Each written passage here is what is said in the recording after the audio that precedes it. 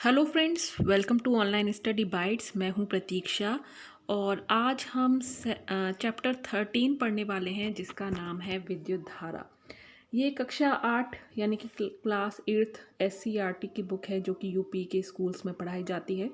Junior aided, super TET, UP TET कोई भी exam हो उसमें आपके लिए बहुत ज़्यादा आपको हेल्प मिलने वाली है, क्योंकि क्वेश्चन और पेपर का जो सिलेबस है वो आपको इन बुक से आसानी से मिल सकता है।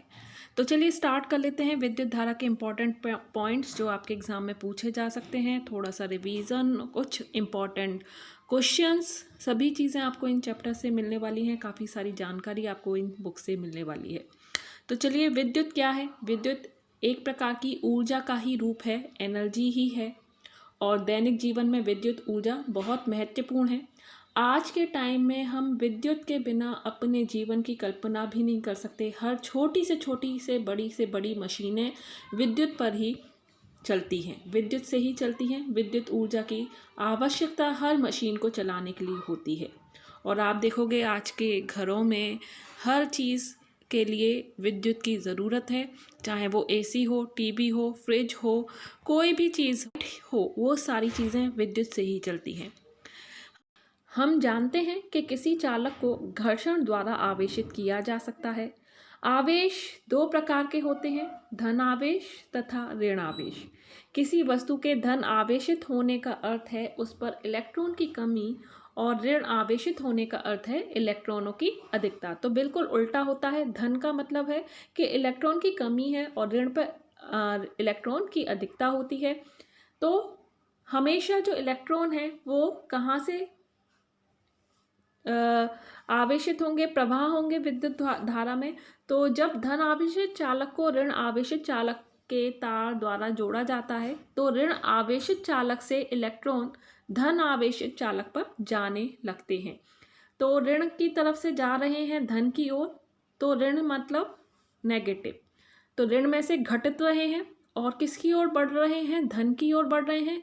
इसीलिए आप कह सकते हैं कि धनात्मक में इलेक्ट्रॉन कम होंगे और ऋणात्मक में ज़्यादा होते हैं, इसीलिए वहाँ से घटते जाते हैं, और धन आवेश में कम होते हैं, इसलिए धन बढ़ते जाते हैं। क्लियर?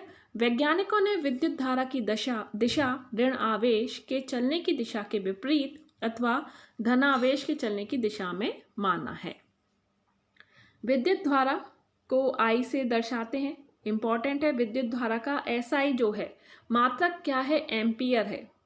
चालक में प्रवाहित आवेश की मात्रा को Q कहा जाता है, और विद्युत आवेश में प्रवाह के कितने समय वह प्रवाह हो रही है, कितने समय में विद्युत जा रही है, तो इसको हम T यानी कि टाइम से दर्शाते हैं।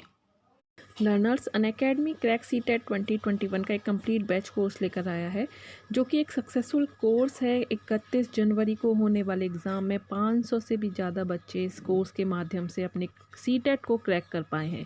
अगर आप भी सीटेट जून 2021 को क्रैक करना चाहते हैं तो आप अनअकैडमी के इस सक्सेसफुल कोर्स के साथ जुड़ सकते हैं। ये कंप्लीट बैच कोर्स है जहाँ पर आपको social studies, English, CDP, science, maths, Sanskrit, Hindi, EVS सभी सब्जेक्ट की तैयारी करवाई जाएगी। पेपर 1 और पेपर 2 दोनों सब्जेक्ट की यहाँ पर तैयारी हो रही है। आप अपने पेपर के और अपने सब्जेक्ट के अकॉर्डिंग अपने बैच को चुन सकते हैं, अपने सब्जेक्ट को चुनकर उसकी तैयारी कर सकते हैं। ये जो कोर्स है 8 मार्च से स्टार्ट हो रहा है। आपको लिंक जो है डिस्क्रिप्शन में मिल जाएगा, डायरेक्ट लिंक पर क्लिक करके आप इस कोर्स को ज्वाइन कर सकते हैं। ये बिल्कुल कंप्लीट कोर्स है और जितने भी बैचेस आप ज्वाइन करेंगे उसको आप सिर्फ एक ही सब्सक्रिप्शन में पा सकेंगे। सब्सक्रिप्शन में डिस्काउंट पाने के लिए आप मेरा रेफरल कोड यूज़ कर सकते हैं, और अगर आप कोई free live class, test, quiz join करना चाहते हैं तो इसी कोड को आप अनलॉक कोड की तरह भी यूज़ कर सकते हैं। तो अगर आप मेरा रेफरल कोड यूज़ करेंगे तो आपको सब्सक्रिप्शन में 10% का डिस्काउंट मिल जाएगा, और अगर आप यूज़ नहीं करते हैं कोड तो ये डिस्काउंट आपको नहीं मिलेगा। तो ये हैं 4 स्टेट प्लस सब्सक्रिप्शन के 1 month, 3 month, 6 month, 12 months, 24 months. अपने टाइम के अकॉर्डिंग आप अपने किसी भी सब्सक्रिप्शन को ज्वाइन कर सकते हैं। आपको सिर्फ एक बार सब्सक्राइब करना है और आप हर बैच का फ़ायदा उठा सकते हैं। तो जल्द ही ज्वाइन कीजिए India's best educators for all subjects, all batches, 1 subscription on Unacademy. यदि Q बराबर मान लीजिए 1 कूलॉम है और T यानी कि 1 सेकेंड है, समय को हम सेकेंड से दर्शाते हैं और आवेश की मात्रा को हम कूलॉम में दर्शाते हैं, तो क्या होगा 1 कूलॉम अपॉन 1 सेकेंड। 1 को 1 से काटेंगे तो क्या आया हमारा आंसर 1 आएगा। तो 1 हम विद्युत धारा को किस में दर्शाते हैं, एम्पियर में, तो इसीलिए इसका सही आंसर क्या होगा 1 एम्पियर। अर्थात यदि किसी चालक में 1 कूलॉम आवेश 1 सेकेंड में प्रवाहित हो तो उसमें बहने वाली जो धारा होगी वो कितनी होगी, वो 1 एम्पियर होगी। विद्युत धारा 2 प्रकार की होती है, एक डिस्क धारा और प्रत्यावर्ती धारा। टॉर्च, ट्रांजिस्टर, कैलकुलेटर आदि को चलाने में शुष्क सेल, तो आप देखते होंगे कि जब भी आप टॉर्च चलाते हैं या कोई कैलकुलेटर चलाते हैं तो आप उसमें अलग से सेल डालते हैं। वो सेल किसी भी प्रकार के होते हैं, AA, AAA, ठीक है, बटन सेल। तो ये भी एक प्रकार की विद्युत धारा है। मिक्सी, हीटर, फ्रिज, पंखा आदि उपकरणों को चलाने में आप पावर स्टेशन, जो थर्मल पावर स्टेशन से जहाँ से हम बिजली प्राप्त करते हैं, उस बिजली से हम इन चीज़ों को चलाते हैं। तो टॉर्च सेल से जो प्राप्त धारा हो रही है उसको हम डिस्ट धारा कहते हैं, जबकि जो पावर स्टेशन से हमें प्राप्त विद्युत धारा मिल रही है उसे हम प्रत्यावर्ती धारा कहते हैं। तो 2 प्रकार की धाराएं हैं जो हमें सेल से प्राप्त होती है, बैटरी वगैरह से प्राप्त होती है, वो डिस्ट धारा है जो हम टॉर्च में यूज़ करते हैं, जो हम कैलकुलेटर में यूज़ करते हैं, या फिर छोटे मोटे जो उपकरण होते हैं जिन्हें हम सेल का प्रयोग करके, चाहे वो टीवी का रिमोट ही क्यों ना हो, वो सारी चीज़ें डिस्ट धारा के द्वारा चलती हैं। और जो पावर स्टेशन से जितने भी फ्रिज हैं, AC हैं, जिनका प्लग हम सॉकेट में लगाते हैं, क्लियर, जिनसे हम थर्मल पावर स्टेशन से विद्युत प्राप्त कर रहे हैं, वह सारी प्रत्यावर्ती धारा होती हैं। विद्युत धारा के निम्नलिखित स्रोत हैं, पहला है विद्युत सेल और दूसरा है विद्युत जनित्र यानी कि विद्युत जनरेटर। विद्युत सेल रासायनिक ऊर्जा को विद्युत ऊर्जा में परिवर्तित करने की युक्ति है। तो आपने देखे होंगे जो सेल होता है उसमें एक प्रकार का रासायनिक पदार्थ भरा होता है, तो वही रासायनिक ऊर्जा किस में कन्वर्ट हो रही है, विद्युत ऊर्जा में कन्वर्ट हो रही है, इसीलिए उसको विद्युत सेल कहते हैं।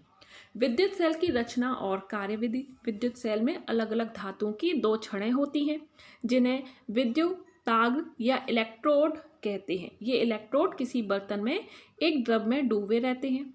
इस द्रव को वैद्युत अपघटय कहते हैं और अलग अलग प्रकार के सेल के लिए अलग अलग प्रकार के इलेक्ट्रोड, वैद्युत अपघटय व बर्तनों का उपयोग किया जाता है।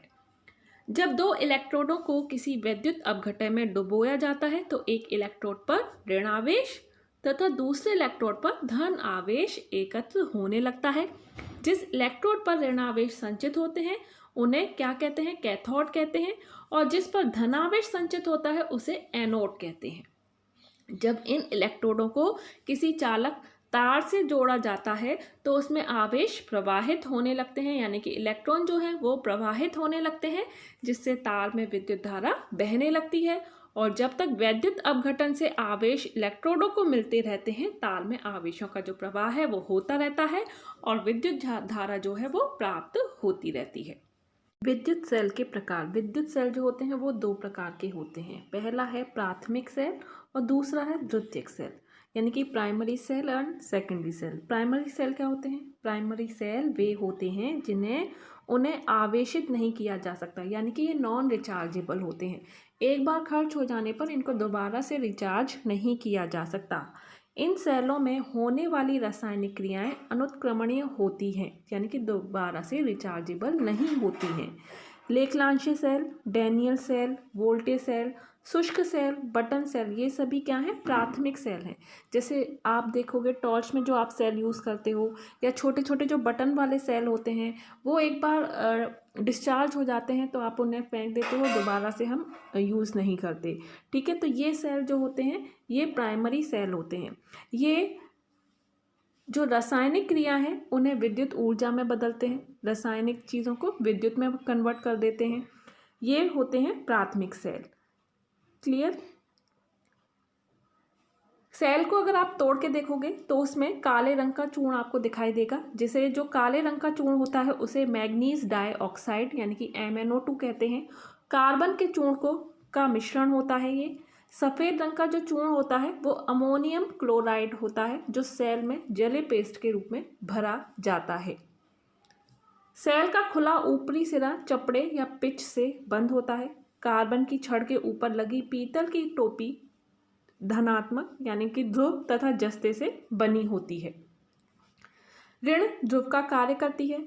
शुष्क सेल में प्रयुक्त रसायनों के बीच होने वाली क्रिया से विद्युत धारा उत्पन्न होती है और इस सेल से थोड़े समय के लिए विद्युत धारा प्राप्त की जा सकती है। ये लंबे समय तक चलने वाले सेल नहीं होते हैं जो कि प्राइमरी सेल हैं, क्योंकि जैसे ही विद्युत धारा धीरे धीरे इनकी बैटरी लो होती जाएगी, धीरे धीरे समाप्त होते जाएंगे और इन्हें हम बाद में फेंक देते हैं। ठीक है, तो ये क्या है? Primary cell.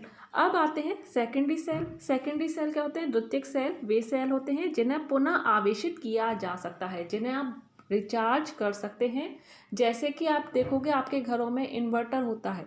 ठीक है, इन्वर्टर में बैटरी लगी होती है, वो डिस्चार्ज होती है, लेकिन जैसे ही लाइट आती है तो वह पुनः रिचार्ज हो जाती है। तो ये जो सेल होता है जिसे हम बैटरी नाम दिया है उसको हम सेकेंडरी सेल कहते हैं। इन सेलों में विद्युत धारा प्रवाहित करके विद्युत ऊर्जा को रासायनिक ऊर्जा में बदलता है। तो इसमें विद्युत ऊर्जा पहले रासायनिक ऊर्जा में बदलेगी और फिर रासायनिक ऊर्जा विद्युत ऊर्जा में परिवर्तित हो जाती है। इस सेल का आवेशन कहते हैं। सेल का उपयोग में लाने पर पुनः रासायनिक ऊर्जा विद्युत ऊर्जा में रूपांतरित होती है और इस क्रिया को सेल का निरावेशन कहते हैं। चूंकि इस सेल को आवेशित करते समय विद्युत ऊर्जा को रासायनिक ऊर्जा में संचित करते हैं, इसीलिए इन्हें संचायक सेल भी कहते हैं। सीसा संचायक सेल तथा नीले सेल द्वितीयक सेल है और इसका आंतरिक प्रतिरोध अधिक होता है। तो इस तरह से सीसा संचायक सेल आपने देखा होगा, बैटरी में कई तरह के सेल लगे होते हैं। जो नॉर्मल प्राइमरी सेल होते हैं वो 1, 2 या 3 यूज़ होते हैं। धनात्मक, ऋणात्मक उल्टे सीधे लगाए जाते हैं। एक सिरा धनात्मक होता है, दूसरा ऋणात्मक होता है। लेकिन जो बैटरीज होती हैं उसमें आप देखोगे कई सारी चीज़ें लगी होती हैं, वो सीसा संचायक सेल होते हैं, क्योंकि वो इन चीज़ों से जुड़े होते हैं। वो कई सारे सेल होते हैं जो कि सीसा से जुड़े होते हैं, इसीलिए इनको सीसा संचायक सेल कहते हैं। आपने देखा होगा टॉर्च या रेडियो में एक से अधिक सेल उपयोग में लाए जाते हैं। इसमें एक सेल के धन सिरे को दूसरे सेल के ऋण सिरे से जोड़ते हैं। इस प्रकार जब 2 या 2 से अधिक सेलों को जोड़ा जाता है तो इस संयोग को बैटरी कहते हैं। सीसा संचायक सेल को 2 या 2 से अधिक सेलों से जोड़कर तैयार किया जाता है। यही कारण है कि सीसा संचायक सेल की बोलचाल की जो भाषा है उसमें हम बैटरी कहते हैं। गाड़ी की बैटरी हो, स्कूटी की बैटरी हो, कार की बैटरी हो, इन्वर्टर की बैटरी हो, ये सभी सेकेंडरी सेल हैं। अब आते हैं जनरेटर पे। विवाह और अन्य समारोह में आपने देखा होगा कारखानों में विद्युत आपूर्ति ना होने की दशा में प्रकाश उत्पन्न करने, पंखा चलाने आदि कार्यों में प्रयुक्त होने वाली विद्युत धारा जनरेटर द्वारा प्राप्त की जाती है। विभिन्न कार्यों के लिए भिन्न भिन्न क्षमता एवं आकृति के जनरेटर प्रयोग में लाए जाते हैं। जनरेटर चलाने के लिए डीजल, पेट्रोल और मिट्टी का तेल ईंधन के रूप में प्रयोग किया जाता है।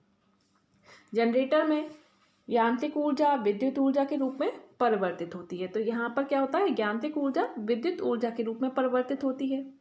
विद्युत पावर स्टेशनों में विद्युत उत्पादन हेतु बड़े आकार के जनरेटर का प्रयोग किया जाता है।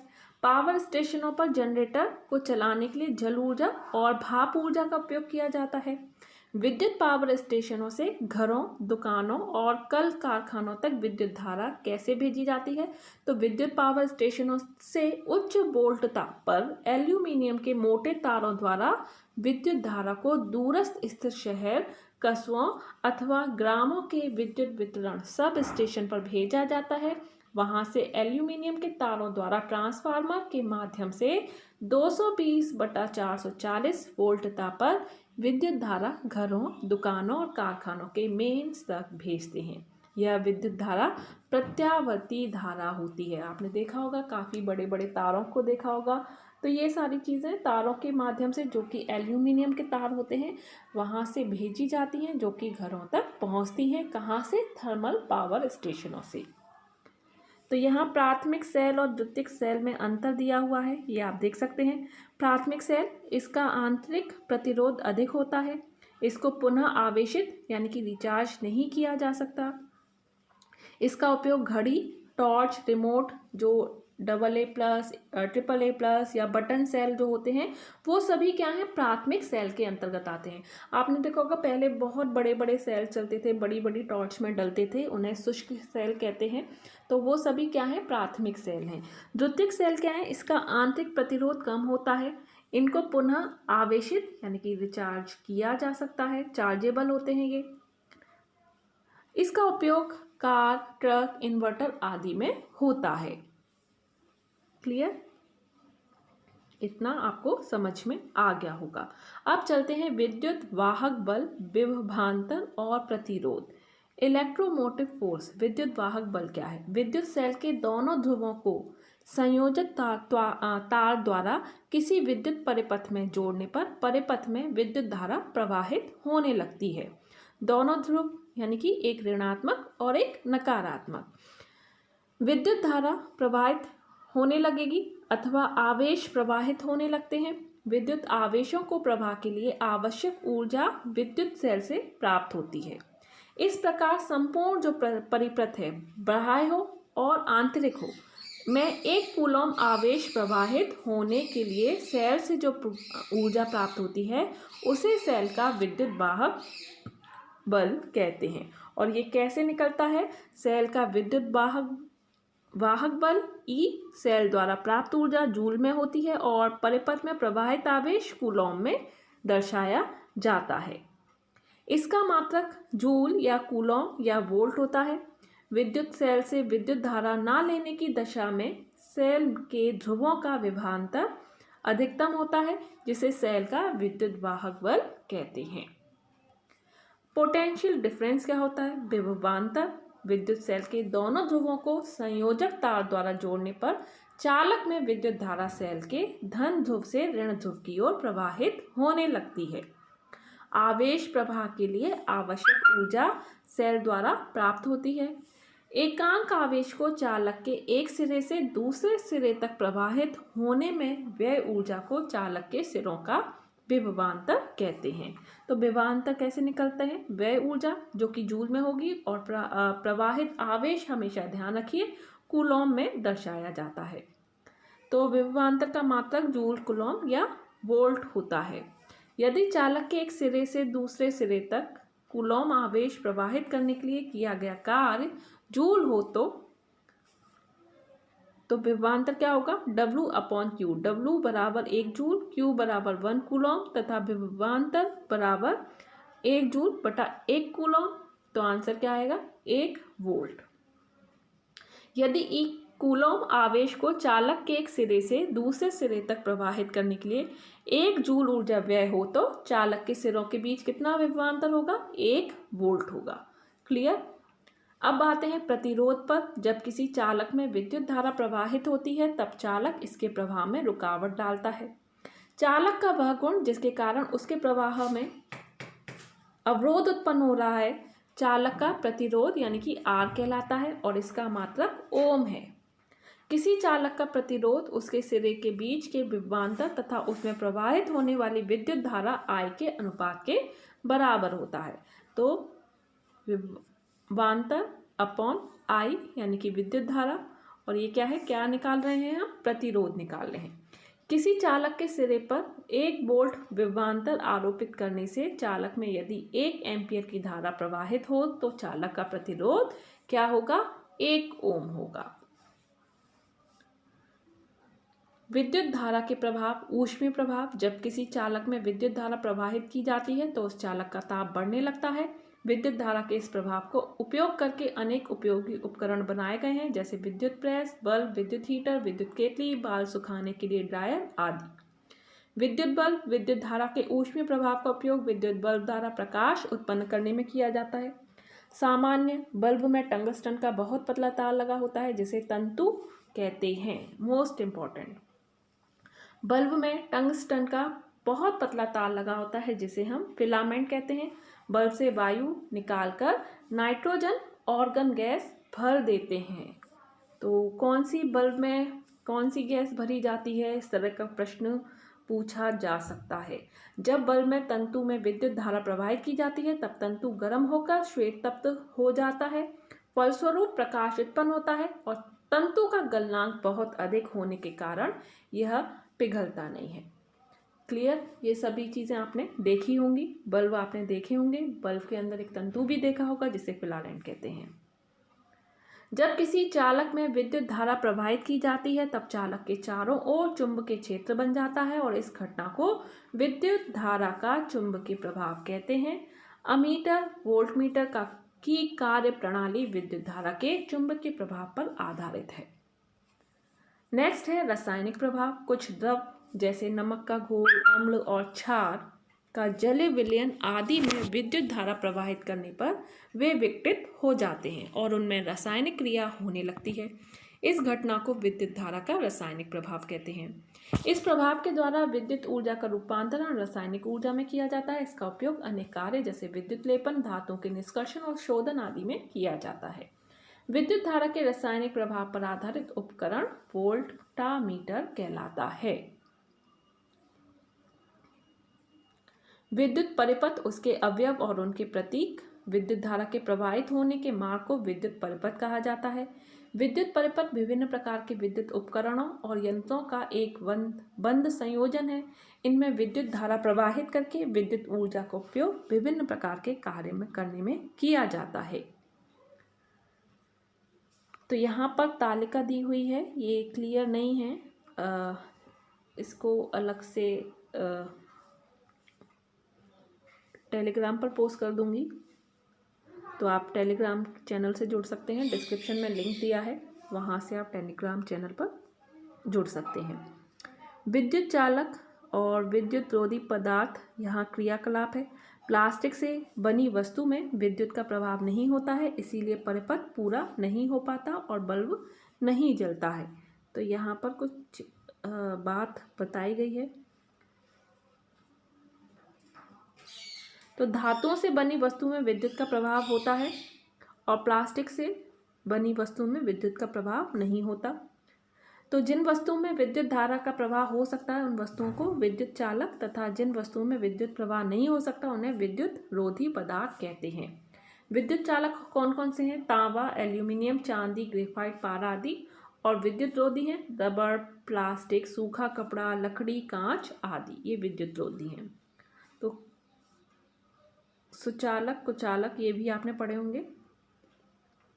विद्युत घंटी में एक लोह क्रोड होता है जिस पर धारा प्रवाहित धातु के तार की कुंडली लिपटी होती है। यह एक विद्युत चुंबक की भांति कार्य करता है।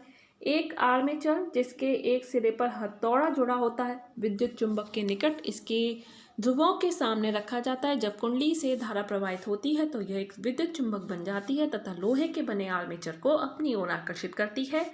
फलस्वरूप आर्मेचर चुंबक की ओर आकर्षित होता है और इस प्रक्रम में आर्मेचर के सिरे पर लगा हथौड़ा घंटी से टकराकर ध्वनि उत्पन्न करता है। तो ये विद्युत घंटी है। तो ये जो युक्ति है आगे पीछे होने की हथौड़े के, तो इस युक्ति को अंतरायित्र कहते हैं। घंटी के आर्मेचर का डिजाइन इस प्रकार बनाया जाता है कि विद्युत चुंबक की कुंडली में विद्युत धारा इसके चलायमान सिरे के पास लगे संपर्क से होकर प्रवाहित हो। इसके बाद घरेलू विद्युत उपकरणों में के प्रयोग में सावधानी, ये आप जानते हैं कि क्या क्या सावधानी बरतनी चाहिए।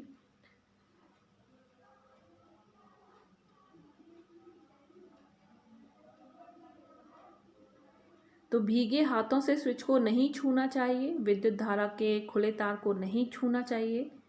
घरों में अच्छे विद्युत रोधी लेप वाले संयोजक तार लगाए जाने चाहिए। विद्युत उपकरण मानक स्तर ISI के ही प्रयोग में लाए जाने चाहिए। तो किसी प्रकार के खतरे की आशंका होने पर सर्वप्रथम मेंस का स्विच ऑफ कर देना चाहिए।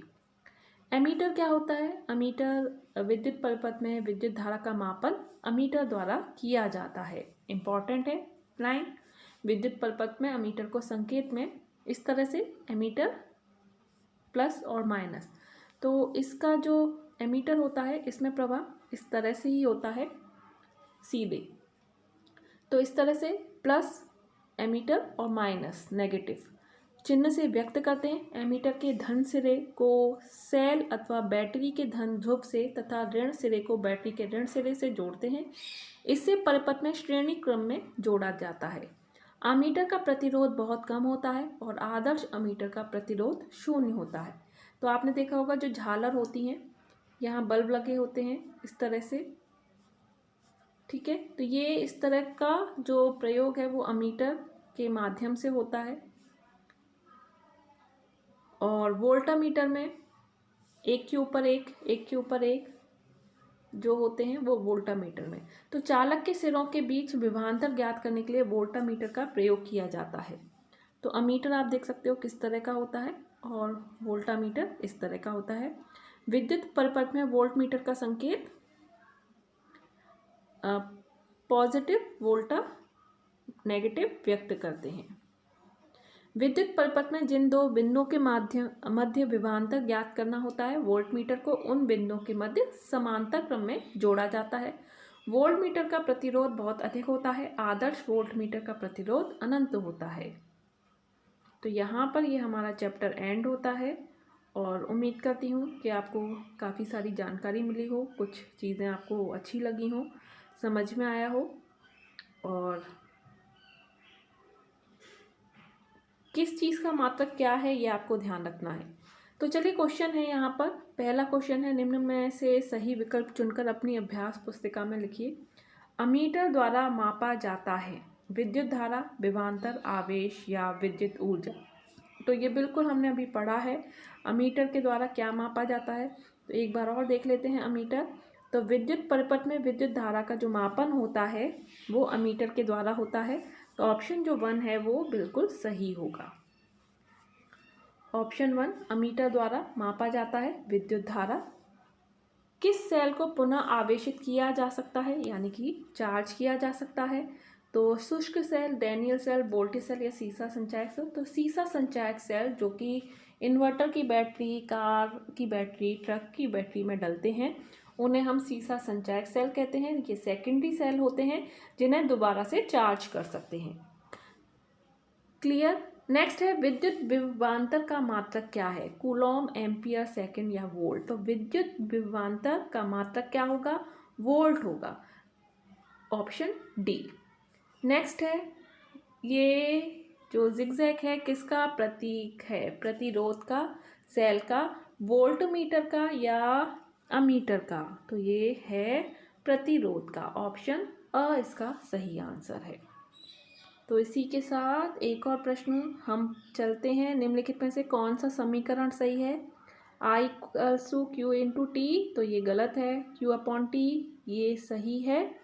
तो हमने कहा था I और Q आवेश है, तो आवेश बटा समय क्या निकल के आएगा? एम्पियर निकल के आएगा। तो इसका सही आंसर ऑप्शन बी होगा।